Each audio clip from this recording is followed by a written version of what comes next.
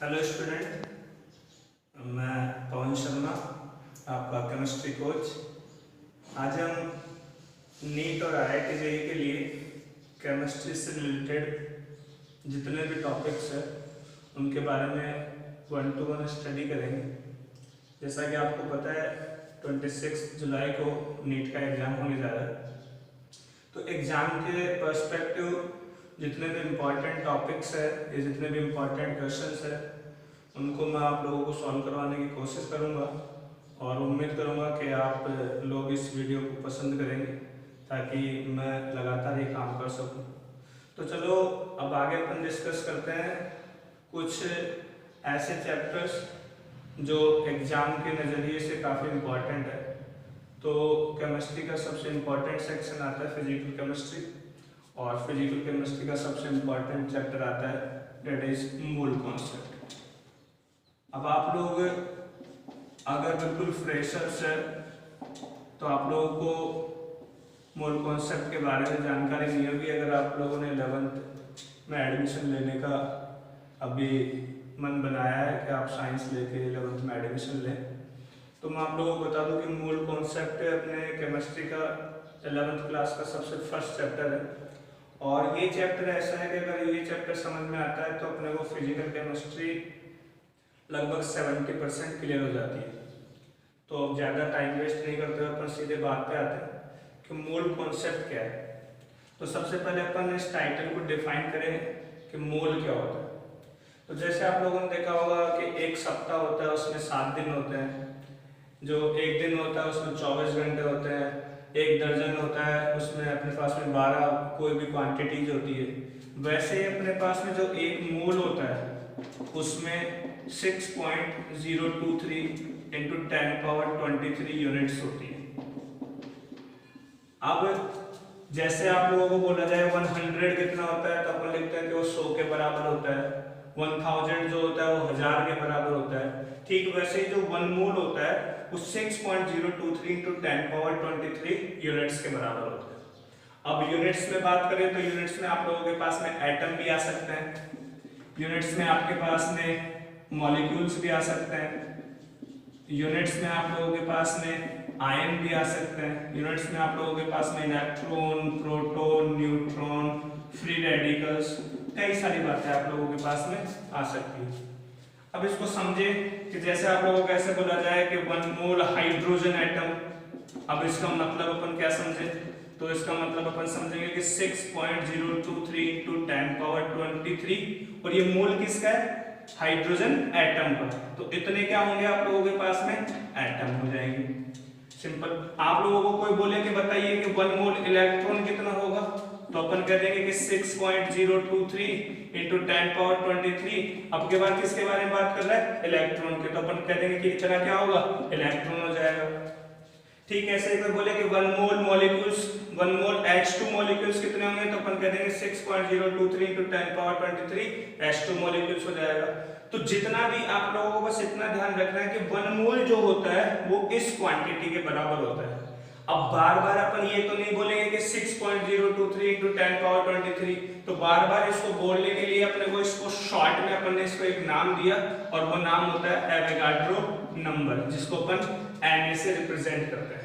Na means Avogadro number. तो आगे से अपन 6.023 इंटू 10⁻23 ना बोलकर अपन ये बोलेंगे 1 मोल में Na क्वांटिटीज होती है या Na यूनिट्स होती है।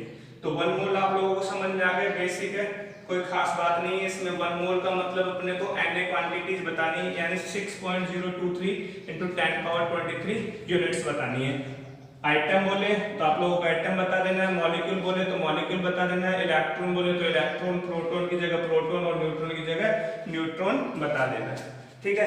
अब आगे अपन चलते हैं इसमें एटम्स को मॉलिक्यूल्स में कन्वर्ट करना और मॉलिक्यूल्स को एटम्स में कन्वर्ट करना।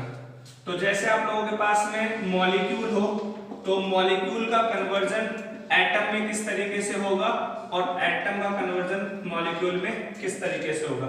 जैसे मान लो आप लोगों को कह दिया जाए कि 1H2 मॉलिक्यूल है, हाइड्रोजन का एक मॉलिक्यूल दे रखा है।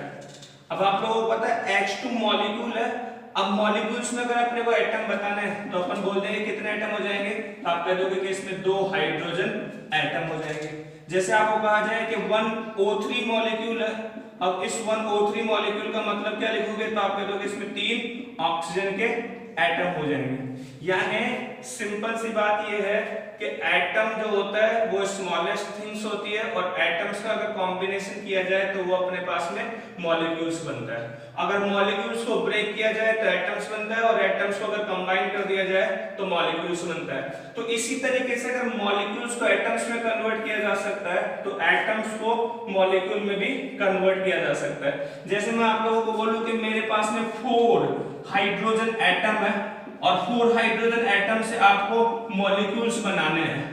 हाइड्रोजन के कितने मॉलिक्यूल्स होंगे, तो अपने को समझ में आता है कि 2 हाइड्रोजन एटम्स को कंबाइन कर देते हैं तो एक H2 बनता है, तो 4 हाइड्रोजन एटम्स को कंबाइन कर देंगे तो कितना बन जाएगा, तो आपके पास में 2 H2 मॉलिक्यूल्स बन जाएगा। तो मॉलिक्यूल्स को अपन एटम्स में कन्वर्ट कर सकते हैं, और एटम्स को अपन आसानी से मॉलिक्यूल्स में कन्वर्ट कर सकते हैं। तो अब बात आती है, ये तो सिंपल आप लोगों के पास में 1 2 3 था। अगर अपने पास में सिंपल ऐसे बोला जाए कि जैसे 1 मोल H2 मॉलिक्यूल है, अब 1 मोल H2 मॉलिक्यूल को एटम्स में कन्वर्ट कैसे किया जाए, तो सबसे पहले अपन 1 मोल की जगह अपन ऐसे बात करें कि 1 H2 मॉलिक्यूल क्या होता है, तो अपन बात करेंगे एक H2 में कितना हो जाएगा 2, तो अपन बात कर देंगे कि इसमें 2 हाइड्रोजन एटम हो गए। ये बात अपन ने भी पढ़ी थी। लेकिन इसने कहा कि 1 H2 मॉलिक्यूल की जगह इसने कहा कि 1 मोल H2 मॉलिक्यूल कितना होगा, तो इसने क्या किया, यहाँ पे इसने मोल ऐड करवा दिया कि भैया मोल ऐड करवा दिया। पहले तो कह रहा था कि 1 H2 में कितना होगा, अब कह रहा है 1 मोल में कितना होगा, तो इधर मोल ऐड करवाया है, तो अपन भी यहाँ पे क्या करेंगे, मोल ऐड करवा देंगे, तो अपन बोल देंगे 2 मोल हाइड्रोजन एटम हो जाएगा। सिंपल सी बात है। अगर यहाँ पे मोल दे तो यहाँ पे मोल लिखना है, और अगर यहाँ पे मोल नहीं दे तो यहाँ पे मोल नहीं लिखना है। सिंपल सी बात। जैसे आप लोगों को ऐसे बोल दे कि आप लोगों के पास में 16 मोल फास्फोरस एटम है, थोड़ा ध्यान दीजिएगा, 16 मोल फास्फोरस एटम है, और आपको कह रहा है कि बताइए इसमें P4 मॉलिक्यूल्स कितने होंगे। चलो बताइए इसमें P4 मॉलिक्यूल्स कितने होंगे। तो अपने को पता है 4 फास्फोरस को मिलाने से 1 P4 बनता है, तो 16 फास्फोरस को मिलाने से 4 P4 बन जाएगा, और 16 मोल दे रखा है तो इसको क्या बोल देंगे, 4 मोल हो जाएगा। तो वही सेम बात, अगर मोल आप लोगों के पास में लिखे तो मोल लिख देना है, और अगर मोल आपके पास में नहीं लिखे तो मोल आपको नहीं लिखना है। तो सिंपल सी बात है कि अपन अगर सिंपल अपने को क्वांटिटीज दे रखी हो तो भी अपन उनको कन्वर्ट कर सकते हैं, और अगर मोल में दिया हुआ हो तो भी अपन उसको कन्वर्ट कर सकते हैं। अब बात आती है कि मोल जो होता है उसका फॉर्मूला और इसके क्वेश्चंस जो न्यूमेरिकल क्वेश्चंस होंगे उनको अपन किस तरीके से हैंडल करेंगे। तो आप लोगों को मोल बताना है, तो मोल का सबसे वेरी फर्स्ट फॉर्मूला होता है कि mole is weight in gram, mole is in weight in gram divided by molar mass, divided by molar mass. इसका मतलब क्या हुआ, आपको जिसका भी मोल काउंट करवाएगा उसका ग्राम में आपको वेट दिया होगा। अब कहेंगे ग्राम में वेट ना दे तो क्या करें, तो भैया सिंपल सी बात है, किलोग्राम में दिया होगा तो किलोग्राम को ग्राम में कन्वर्ट कर लेंगे। ध्यान हमेशा ये रखना है कि जब भी आपको वेट के थ्रू मोल काउंट करना है तो वेट हमेशा आपको ग्राम में रखना है। और मोलर मास क्या होता है, मोलर मास बहुत ही बढ़िया एकदम शानदार बात है कि अगर आपको एटम दे तो एटम के लिए हो जाएगा एटॉमिक मास, अगर मॉलिक्यूल दे तो ये हो जाएगा मॉलिक्यूलर मास, अगर फॉर्मूला दे तो आपके लिए हो जाएगा फॉर्मूला मास। एक सिंपल सा छोटा सा क्वेश्चन अपन करते हैं कि जैसे आपको कह दे कि 1.6 kg CH4 आप लोग सब जानते हो कि मीथेन गैस होती है, तो 1.6 kg CH4 इसमें आपसे पूछा है कि बताइए कितना मोल होगा, तो मोल कितना होगा। अब आप लोगों को एक दिमाग लगाना है कि मोल का अपन फॉर्मूला देखो, वेट अपने को दिया हुआ है क्या, हाँ अपने को वेट दिया हुआ है, कितना वेट दिया हुआ है 1.6 kg, लेकिन अपने को फॉर्मूले में क्या रखना है भैया, ग्राम। तो आप लोग सब जानते हो 1 kg जो होता है वो 1000 ग्राम के बराबर होता है, तो 1.6 1.6 केजी जो होगा वो 1600 ग्राम के बराबर हो जाएगा। क्लियर है बात?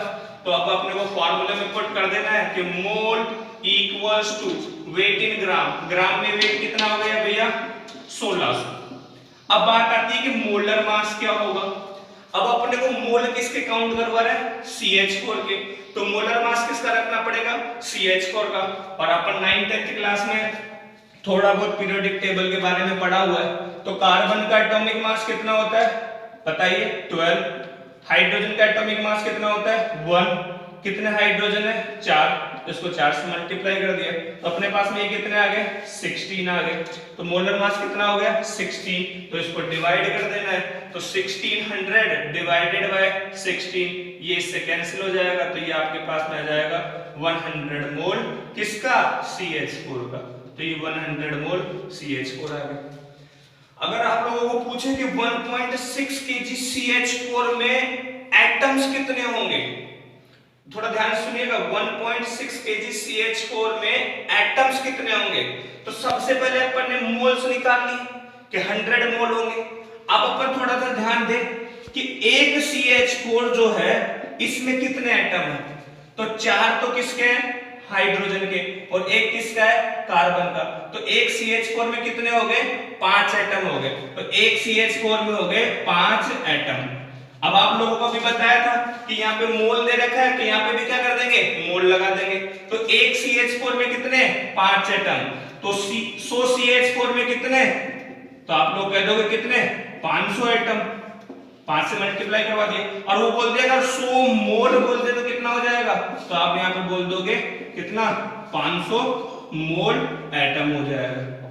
ये 500 मोल एटम हो जाएंगे आपके पास। वो पूछे इसमें हाइड्रोजन के कितने हैं? तो हाइड्रोजन के 4 है। तो 400 मोल एटम हाइड्रोजन के और 100 मोल एटम किसके? कार्बन। तो ये एटम्स का मॉलिक्यूल्स में और मॉलिक्यूल्स का एटम्स में कन्वर्जन है। और ये मोल का वेरी फर्स्ट फॉर्मूला है। मॉलिक्यूलर मास या एटॉमिक मास, ये आप लोगों को मैं एक सजेशन दूंगा कि आप लोगों को पीरियोडिक टेबल में एटॉमिक नंबर 1 से लेके 30 तक 1 से लेके 30 तक आपको सबका एटॉमिक मास याद होना जरूरी है। जैसे हाइड्रोजन 1, हीलियम का 4, लिथियम का 7, कार्बन का 12, नाइट्रोजन का 14, ऑक्सीजन का 16। ठीक इसी तरीके से आप लोगों को एटॉमिक नंबर 1 से लेके 30 तक सबका एटॉमिक मास याद होगा। तो आप इसमें मोलर मास को आसानी से रख पाओगे। जैसे अपन थोड़ा सा और डिस्कस कर ले ज्यादा, जैसे मोलर मास तो अपन काउंट करें। जैसे बताइए O2 का कितना होगा? तो आप जानते हो ऑक्सीजन का कितना होता है? 16। तो O2 का कितना हो जाएगा? 32। जैसे नाइट्रोजन का पूछे तो नाइट्रोजन का कितना होता है? 14। तो N2 का कितना हो जाएगा? 28। जैसे आप लोगों को पूछे कि बताओ NO2 का कितना होगा? तो नाइट्रोजन का कितना होता है? 14। और ऑक्सीजन का कितना होता है? 16। और O2 है तो कितना हो जाएगा? 32। तो ये कितना आ जाएगा आप लोगों के पास में? 46 आ जाएगा। आप लोगों से पूछे SO2 का कितना होगा? तो अपन जानते हैं सल्फर कितना होता है? 32। और O2 कितना हो जाएगा? 32। तो कितना हो गया? 64। जैसे आप लोगों से पूछे बताइए H2SO4 का कैलकुलेट करो। तो हाइड्रोजन का 1, तो 2 हाइड्रोजन के कितने? 2। सल्फर का कितना? अब ये लिखा 32। और ऑक्सीजन का 16 होता है। तो 4 ऑक्सीजन का कितना हो जाएगा? 16 into 4 that is 64। इसको आप कैलकुलेट करोगे तो ये कितना आ जाएगा? 98। जैसे आपसे पूछे H3PO4 का काउंट करो। तो हाइड्रोजन का 1, 3 हाइड्रोजन का कितना हो जाएगा? 3, फास्फोरस 31 और ऑक्सीजन 16 into 4 that is 64। इसको भी कैलकुलेट करोगे तो ये आपके पास में 98 आ जाएगा। कैल्शियम कार्बोनेट सबका फेवरेट, सब जानते हो इसको। कैल्शियम कितना होता है? 20 एटॉमिक नंबर और इसका मोलर मास 40। कार्बन का 12, ऑक्सीजन का 16, 16 into 3 48। और ये हमारा शतक कितना हो गया? 100। ये होगा आपके पास 100 के बराबर। तो नेक्स्ट क्लास में अपन डिस्कस करेंगे कि मोलर मास आप लोगों को अच्छे से याद हो जाएंगे। उसके बाद में अपन मोल के सेकंड, थर्ड, फोर्थ फॉर्मूले पे चलेंगे और इस चैप्टर को आगे लेके चलेंगे। तब तक के लिए बाय बाय।